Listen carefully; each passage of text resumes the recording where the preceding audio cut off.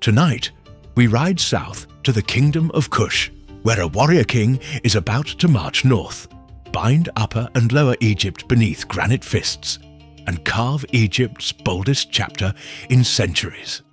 When the new kingdom collapsed around 1070 BCE, the last Egyptian garrisons marched north and left Nubia to its own devices. In the political vacuum, local chiefs along the Middle Nile knit their petty domains into a new polity centered on the holy mountain of Jebel Barkal at the old Egyptian settlement of Napata. Though we don't know much about this early Napatan period, Egyptian habits lingered. Amun was still king of the gods, but a distinctly Kushite voice began to surface in art, burial customs and language. Egyptians had already called this realm Kush, what the Nubians would call their imminent kingdom. Legend credits King Alara with forging the loose coalition into a hereditary monarchy in the 770s BCE. Alara's memory loomed so large that later kings prayed for reigns as long as the founders. Under Alara, the court at Napata polished Egyptian court ritual into its own Nubian idiom and proclaimed the god Amun of Napata, Lord of every foreign land, a slogan that would soon justify campaigns far beyond the cataracts. Alara's successor Kashta pushed north without drawing a sword. He installed garrisons on Elephantine Island and negotiated his daughter Emenirdis into the top priestess positions in Thebes. By the time the Delta's Libyan dynasts noticed, Upper Egypt was effectively run by Kush, won by diplomacy and marriage rather than by direct assault. Piye, who had become king of Kush and Upper Egypt by the mid-740s, would become the founder of Egypt's 25th dynasty. A devout worshipper of Amun and ruler from Napata, Piye saw himself as a champion of traditional Egyptian religion and order. As Lower Egypt's lords sparked chaos, Piye decided to intervene in what he deemed a holy mission to restore Maat to Egypt. According to his victory stela, Piye proclaimed his divine mandate in lofty terms. "I am the king, the representation of God, the living image of Atum, who issued from the womb marked as ruler, who is feared by those greater than he. The good God, beloved of the gods, the son of Ra, who acts with his two arms, Piye, beloved of Amun." Piye viewed the brewing conflict as a sacred war. Before marching, he made offerings to Amun and ordered his troops to ritually purify themselves in preparation for battle. In Piye's year 20, it was time to save Egypt from division. Gathering a Nubian and Theban army, Piye first secured his base, traveling to Thebes to celebrate the Opet festival.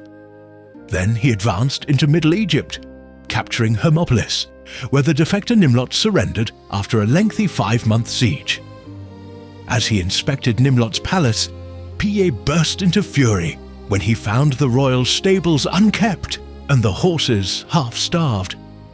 "This is an abomination," he thundered, pledging that the animals would taste grain before their negligent grooms tasted mercy. As discussed last episode, the divided Egyptian kings had merged to form a delta force under Tefnakht, who had laid siege to a reluctant Heracleopolis. But the Nubian king advanced to break the siege and decisively defeated Tefnakht and the Delta coalition there. With the northern allies in disarray, Piye pressed on. He records taking Memphis, the ancient capital, by storm when its defenders initially refused him entry. As Piye advanced into the Delta, the local kings submitted one by one. At Piye's field headquarters, the rulers of the north came to bow before the Kushite conqueror. His stela famously depicts 3 prostrate kings: Osorkon IV of Tanis, Upet II of Leontopolis, and Pefjawawi Bast of Heracleopolis, offering tribute to Piye as their sovereign. Nimlot of Hermopolis is allowed to stand as interlocutor, while the others were barred from the sacred court, deemed impure for eating fish and being uncircumcised. Tefnakht of Sais, the instigator of the rebellion, fled to the marshes of the Delta's far west. He refused to come in person, but sent a letter acknowledging Piye's supremacy and swearing never again to rebel. The Kushite king, ever gracious, accepted this token submission. Having conquered the delta, Piye felt his mission was complete. But in a gesture that surprised onlookers, he withdrew from Egypt after victory, returning south to his Nubian homeland. He had no interest in relocating his court to the north. Instead, he appointed the defeated local rulers as his provincial governors in their respective cities, trusting that they had learned their lesson and would remain loyal. Back at Thebes, Piye celebrated triumph with rich sacrifices to Amun, then sailed to Napata with the spoils of war. The entire Nile Valley acknowledged one lord for the first time since the New Kingdom, but this time as the Kushite Empire. The 25th dynasty was established as the new royal line of this reunited Egypt. But this political arrangement was more of a suzerainty, meaning that rather than rule directly from a northern capital, Piye governed through his client kings and officials. But it meant Egypt remained prone to power struggles. Piye himself continued to reign from Napata until the mid-710s. He left an enduring legacy as a pious and bold ruler, and his victory stela vividly preserves his words and even the fury with which he scolded wayward Egyptian princes. "Hear of my deeds in exceeding the ancestors," he declares, exulting that none before him had done what he did. Create the greatest Nubian empire in history. For those who don't know, our channel tries to share history from all over the world, but have never done ad reads or spoken to advertisers. All we ask is to subscribe if you enjoy these historical journeys, and if possible, consider becoming a member, and we can finish this project together. Upon Piye's death, his son or nephew, Shebitku, inherited the throne. Shebitku moved almost immediately to strengthen Nubian control. In either his first or second regnal year, Shebitku attacked the remaining resistance in Lower Egypt, defeating and executing Bekenrenef, the son of Tefnakht and last king of the 24th dynasty. According to later tradition by Manetho, Shebitku had Bekenrenef burned alive, dramatically ending Sai's defiance. This copperplate engraving imagines it as a beheading. With Sai subdued, Shebitku finally eliminated the last rival dynasty, bringing the entire country under Kushite dominion. It was Memphis that he or his successor took as a northern residence, asserting authority from the old capital of Menes. Shebitku adopted full pharaonic titles and positioned himself as the legitimate successor of the long line of kings we have covered in these episodes. In foreign policy, Shebitku was cautious, but reluctantly became entangled in Near Eastern affairs. Iamani, a rebel ruler of Ashdod who had revolted against Assyria, sought refuge in Egypt as his city was captured. Not wanting tensions with this expansionist Neo-Assyrian Empire, King Shebitku arrested and extradited Iamani to Assyria, hoping it would ease any aggression. In earlier times, independent states like Israel, Judah, and Phoenicia lay between Egypt and Assyria. But now, Egypt found itself with the looming militaristic empire on its frontiers, without any buffer states. This situation meant that a clash with Assyria was only a matter of time. Following Shebitku, the throne passed to Shabaka, either a son of Kashta or Piye. He likely reigned from Memphis as well, reinforcing Nubian rule in the delta. Shabaka's Egypt soon got involved in the biblical conflicts of the time. In 701 BCE, the new Assyrian king Sennacherib marched into Judah to quell King Hezekiah's rebellion, laying siege to Jerusalem. Egyptian and Kushite forces, under a young prince named Taharqa, advanced into the Levant to aid the Judean coalition. The Assyrians claimed victory in that engagement, but Jerusalem itself was never captured. The biblical account famously attributes Sennacherib's withdrawal to the divine intervention of an angel. In non-religious terms, perhaps his army was destroyed by plague, or was given enough tribute to leave. In any event, direct warfare between the Kingdom of Kush and Assyria had begun. Domestically, Shabaka's reign focused on reinvigorating Egypt's prosperity and heritage. Like Piye, Shabaka deeply respected Egyptian culture. He and his officials worked to preserve ancient texts and religious practices. One remarkable artifact, the Shabaka stone, records that the king ordered an aging worm-eaten papyrus of the Memphis creation theology to be recopied in stone to preserve it. Despite this, it became damaged, later being used as a millstone. Shabaka also sponsored an array of building projects throughout the country.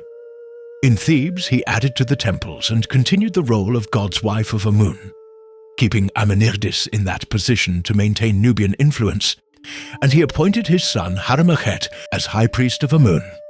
Across Egypt, Shabaka initiated restorations of decayed shrines and commissioned new works of art in the classic style.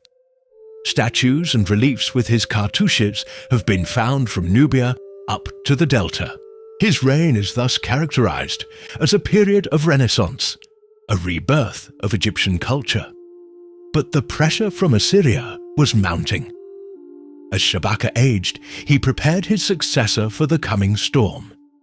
That successor became the most famous Nubian pharaoh, Taharqa. Taharqa, the son of Piye, took the throne in 690. He was likely around 32 years old, having served as a royal prince, commanding the forces that aided Judah against Assyria over a decade earlier. Taharqa's 26-year reign represents the height of the 25th dynasty's grandeur, and also represents its most perilous. In the first part of his reign, Taharqa oversaw a flourishing of art, architecture, and religion. He invested heavily in monumental construction. At Thebes, Taharqa added a colossal colonnade and kiosk in the Temple of Amun at Karnak, featuring massive papyrus columns 21 meters high, and one standing column still bears his name. In Nubia, he improved upon the temple complex at Jebel Barkal, which grew to rival Karnak at Thebes, and built a new sandstone temple at Kawa, between the 3rd and 4th cataracts, of which only his Bark shrine remains. His works aim to rival the achievements of the New Kingdom. One notable innovation in royal iconography was the use of the double uraeus on the king's brow. Traditionally, pharaohs wore a single cobra, the uraeus, representing Lower Egypt, and a vulture for Upper Egypt.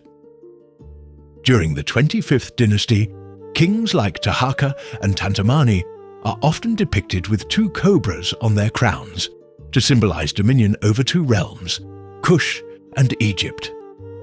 The double uraeus became a visual shorthand for the twin kingship that the Nubian pharaohs claimed. Taharqa built the largest pyramid of the Napatan royal cemetery at Nuri, inaugurating a new burial ground just downstream from El Kuru. With a base of 52 meters, it revived pyramid construction on a grand scale. He also patronized the cult of Amun with particular devotion, considering Amun of Napata his divine father. Taharqa likely made pilgrimages to Jebel Barkal, reinforcing his legitimacy through the oracle of Amun. But Taharqa's achievements were soon tested by the resurgent Assyrian Empire. Sennacherib's assassination in 681 gave a brief respite, but his son Esarhaddon soon turned eyes toward Egypt. The Assyrians had advantages. Their plentiful timber gave them access to charcoal, which sustained the high temperatures needed to smelt iron tools and weapons. The timber from their growing empire also allowed them to build incredible siege equipment, making their army the most formidable of the age.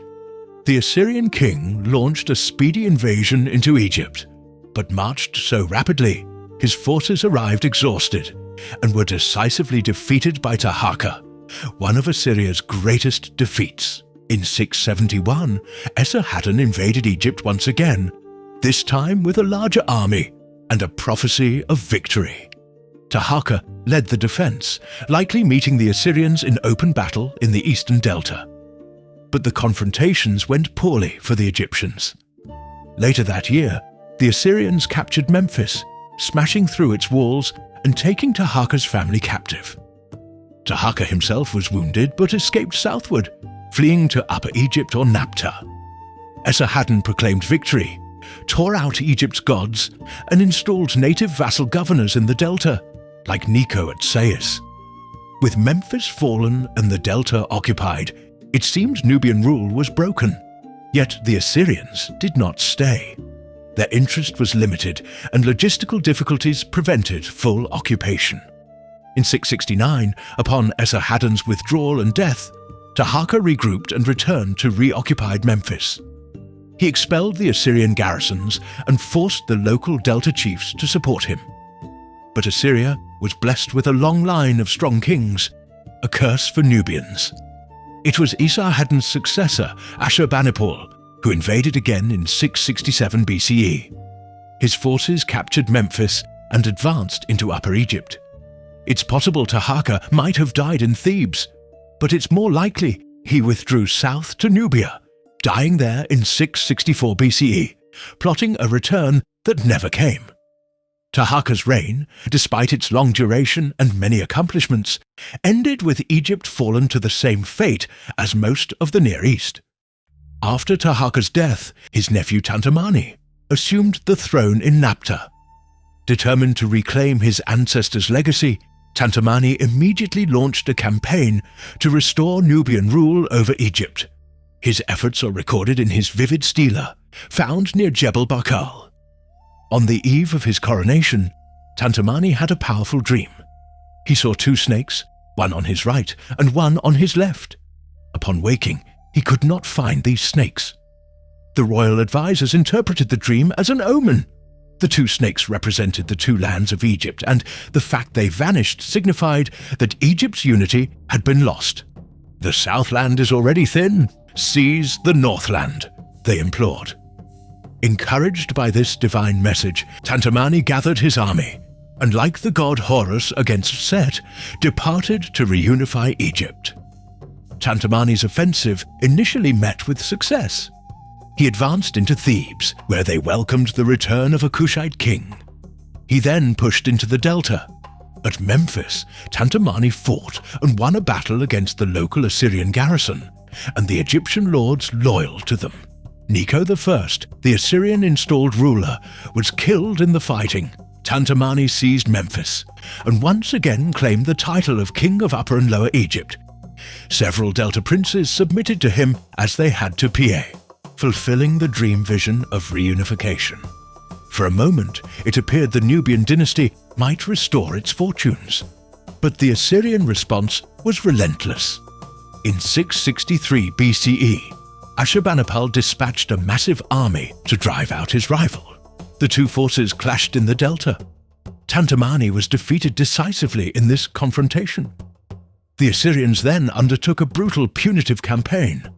They thoroughly sacked Thebes, the venerable city of Amun, looting its temples and palaces. Ashurbanipal's records gloat how, "Thebes, the whole city, I destroyed, I demolished, I burned with fire." Vast treasures of gold, silver, precious stones, horses and captives were carried away. The sack of Thebes was a mortal blow. Egypt's spiritual heart was left in ruins. As Thebes fell, Tantamani retreated to Nubia for good. No Kushite king would ever again rule in Egypt. In a crushing epilogue, the new Saite ruler, Psamtik, son of Governor Necho, sent an army to Thebes and peacefully took control, ending any lingering Kushite political influence in Upper Egypt. It is telling that when he took over Thebes, he found it necessary to continue the Kushite tradition, compelling the god's wife of Amun to take his daughter as an heir, just as King Kashta had done a century earlier. Tantamani died and was buried in a sumptuous tomb at El Kuru, with paintings and reliefs depicting him with the double uraeus on his brow.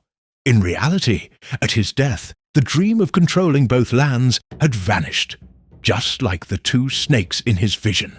Yet the Nubian legacy endured, as the Kingdom of Kush persisted for a millennium more, outlasting pharaonic Egypt by centuries.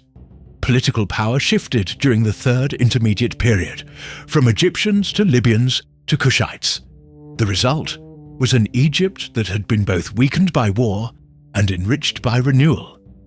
Next episode, we enter the Late Period, an age of Greek mercenaries, rebel priests, and one last breathtaking bid to make Egypt great once more. But from distant lands, home of a rising people, a storm gathers. In the hush, the Nile reeds now whisper a new name: Persia.